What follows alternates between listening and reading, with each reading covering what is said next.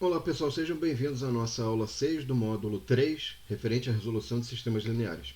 Agora com essa aula então, pessoal, a gente vai fazer um resumo de tudo que a gente viu nas aulas anteriores, né? Referente àquelas possibilidades de solução única, infinita e sem solução, em termos de álgebra linear. E agora a gente vai aproveitar todo aquele conhecimento que foi consolidado, só que antes da gente juntar aquele conhecimento, a gente vai precisar de umas definiçõezinhas, tá? Então, veja o seguinte, é importante a gente ter o conceito aqui de posto de uma matriz. Tá? O que é o posto de uma matriz? Suponha que você tem uma matriz A de dimensões m por n. Tá?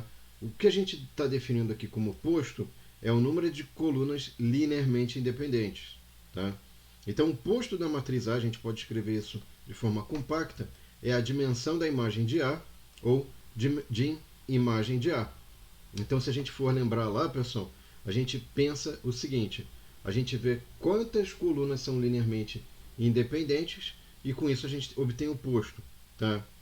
Agora, por que é importante essa definição? Porque se o posto de A for igual ao mínimo entre o número de linhas e o número de colunas da matriz A gente diz que a matriz A é posto completo.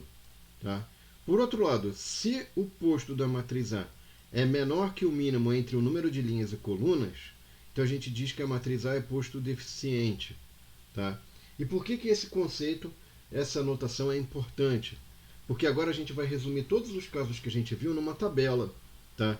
Para entender bem essa tabela, pessoal, primeiro a gente tem que enxergar que a matriz A ela pode ter o número de linhas igual ao número de colunas, ou pode ter o número de linhas menor que o número de colunas, ou pode ter o número de linhas maior que o número de colunas.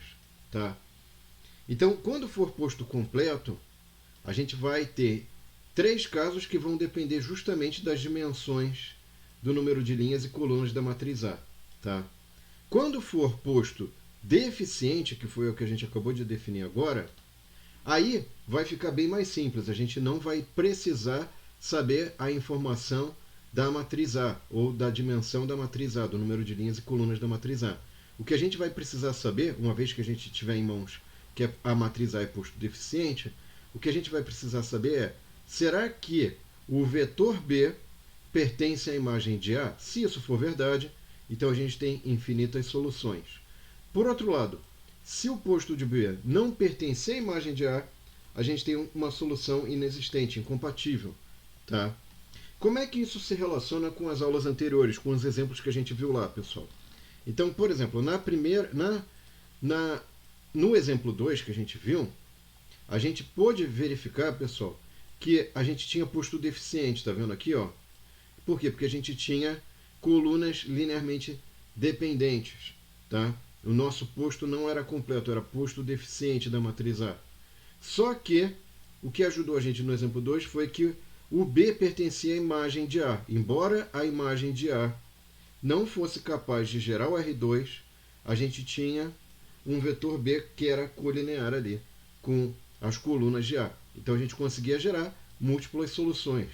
Tá? Agora, no exemplo 3, pessoal, o que eu tenho? Eu tenho que o vetor B não pertence à imagem de A. A imagem de A está dada aqui, por esses dois vetores, tá? Que são linearmente dependentes.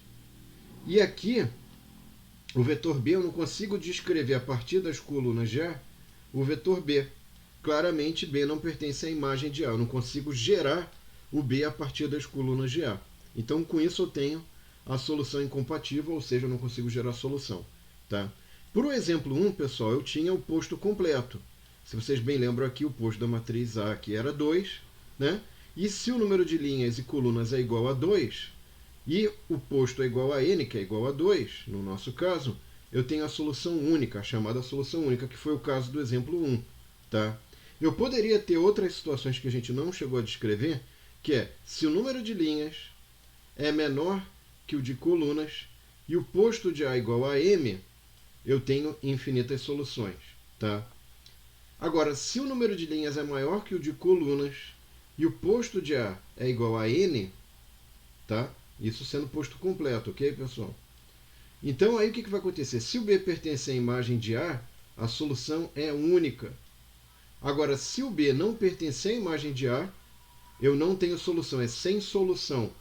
Né? É a solução incompatível ou inexistente. Tá bom? Bom, pessoal, agora desse quadro aqui a gente vai resolver tudo? Não. O que a gente vai aprender para este módulo, pessoal, basicamente vai abarcar a situação na qual eu tenho número de linhas igual ao número de colunas, m igual a n, e eu posso ter, então, nesse caso, eu posso ter o posto completo, e aí, se o posto é completo e o número de linhas igual ao número de colunas, eu tenho uma solução única. Se não, eu posso ter também o posto deficiente, e nesse caso, se o B pertence à imagem de A, eu tenho infinitas soluções, ou se o B não pertencer à imagem de A, com posto deficiente, eu terei soluções incompatíveis ou inexistentes. Tá? Então, a gente vai estudar métodos que vão abarcar esse pedacinho da tabela, que vão tratar esses casos que estão aqui descritos nessa tabela. Tá? Então, eu espero que vocês tenham gostado, pessoal. Não esqueçam de curtir e de compartilhar.